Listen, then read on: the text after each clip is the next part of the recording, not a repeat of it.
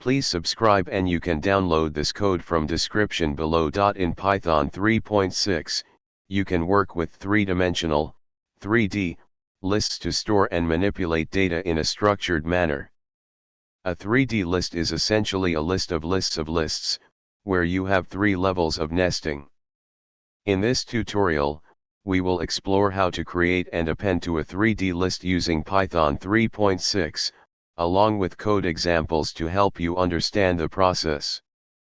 Let's get started. Before you can append to a 3D list, you need to create one. To create a 3D list in Python, you can use nested list comprehensions or loops. Here's a basic example of creating a 3D list with dimensions m, x, n, x, p. In this example, m represents the number of layers, n is the number of rows in each layer, and p is the number of columns in each row. To append elements to a 3D list, you need to specify the index for each dimension, layer, row, and column. You can use the .append method to add elements to the end of the list at each dimension. Here's the general syntax for appending elements to a 3D list. To access elements in a 3D list, you also need to specify the index for each dimension. You can access elements using nested square brackets.